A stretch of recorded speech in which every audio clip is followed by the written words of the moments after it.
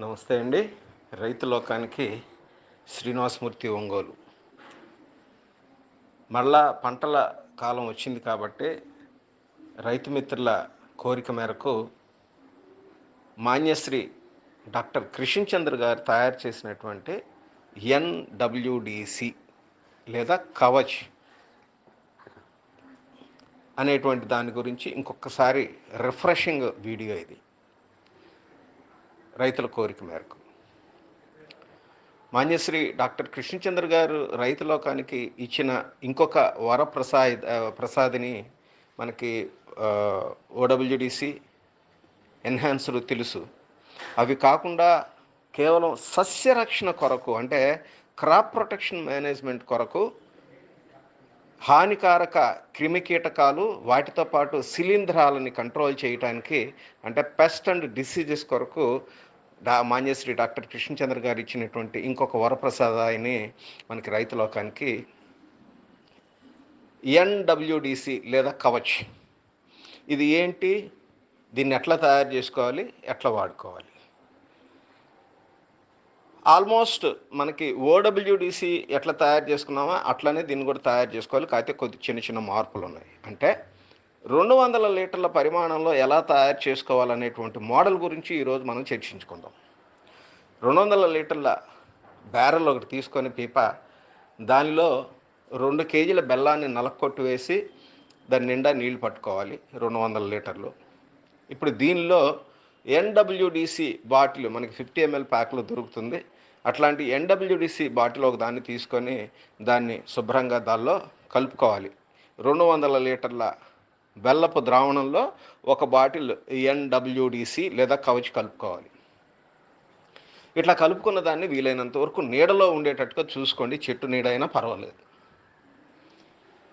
దీన్ని రోజు 2 పూటల వసతిని అనుసరించి కనీసం ఒక పూట అయినా సరే 2 నిమిషాల పాటు సవ్య దిశలో కలబెట్టుకోవాలి. ఇట్లా కనీసం 12 రోజులు, వీలైతే 20 రోజులు, అంటే 12 నుంచి 20 రోజుల పాటు మనం ఇట్లా తయారు చేసుకున్నటువంటి ద్రావణాన్ని ఫర్మెంటేషన్ చేసుకోవాలి.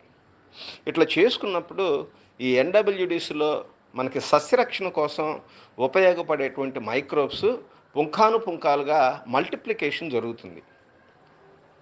ముఖ్యంగా అంటే ఈ ఎన్‌డబ్ల్యూడీసీలో సస్యరక్షణకు ఉపయోగపడేటువంటి అన్ని రకాల సూక్ష్మక్రిములు ఉన్నాయి. ముఖ్యంగా మాన్యశ్రీ కృష్ణచంద్ర గారు చెప్పేది బ్యాసిల్లస్ అజాటరిలియం అనేటువంటి ఒక కొత్త రకపు మైక్రోబ్ బ్యాక్టీరియా ఉంది. ఇది సస్యరక్షణకి చాలా బాగా ఉపయోగపడుతుంది. డైరెక్ట్గా ఈ సూక్ష్మక్రిములు చీడపీడల మీద అటాక్ చేసి కంట్రోల్ చేయడంతో పాటుగా ఇది ప్రివెంటివ్, క్యూరటివ్, అంటే రాకుండా ఉండటానికి, వచ్చిన వాటిని కంట్రోల్ చేయడానికి కూడా ఉపయోగపడుతుంది. ఈ రకంగా మనం ఈ ద్రావణాన్ని 12 నుంచి 20 రోజుల పాటు ఫర్మెంటేషన్ చేసుకొని ఇప్పుడు మనకి దీన్ని మదర్ కల్చర్ లాగా వాడుకోవాలి అని అనుకున్న సందర్భంలో ఒక 5 లీటర్ల ద్రావణాన్ని ఏదైనా ఒక కంటైనర్లో తీసి పక్కన పెట్టుకొని దీనిలోకి సున్నపు ద్రావణాన్ని కలపాలి. ఎట్లా? రాళ్ల సున్నం అని అంటాం మనం. ఇంతకుముందు మనకి గోడలకి వల్ల వేసుకునేటువంటి ఈ రాళ్ల నుంచి తయారు చేసినటువంటి సున్నం మంచి పవర్ఫుల్, నాణ్యంగా ఉంటుంది. ఇట్లాంటి సున్నాన్ని 10 లీటర్లు ద్రావణం తయారు చేసుకోవాలి.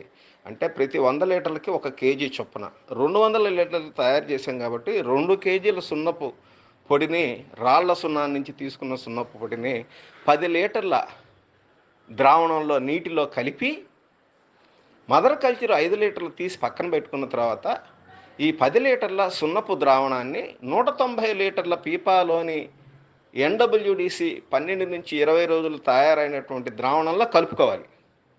ఇట్లా కలిపిన దాన్ని కర్రతో బాగా కలబెట్టేసి ఇప్పుడు దీన్ని 1 ఎకరంలో ఉన్నటువంటి పంట మీద మనం పిచికారీ చేసుకుంటానికి వాడుకోవాలి. ఇట్లా వాడుకున్నప్పుడు చీడపీడలు రాకుండా ఉండటానికి ఉపయోగపడుతుంది. పీరియాడికల్గా దీన్ని వారం లేదా 10 రోజులకి వాడుకుంటూ ఉన్నప్పుడు, లేదా ఆల్రెడీ అప్పటికి ఏదైనా చీడపీడలు ఉంటే కనుక వాటిని కూడా కంట్రోల్ చేయడానికి ఉపయోగపడుతుంది. అంతేకాదు దీనిలో ఉన్నటువంటి మైక్రోబ్స్ మొక్కలో స్వతసిద్ధంగా రోగనిరోధక వ్యవస్థను కూడా పెంచుతాయి.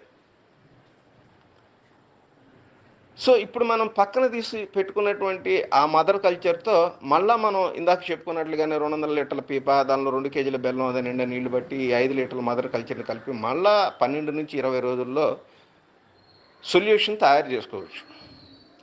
ఈ రకంగా చెడిపోకుండా ఉన్నటువంటి దాన్ని మదర్ కల్చర్గా వాడుకుంటూ ముందుకెళ్ళచ్చు. అయినా వసతి ఉన్నవారు ప్రతి 6 నెలలకి బాటిల్ మార్చుకొని కొత్త దాన్ని చేసుకోవటం అనేటువంటిది మంచిది. ఇట్లా చేసుకుంటూ ముందుకెళ్ళి వారి యొక్క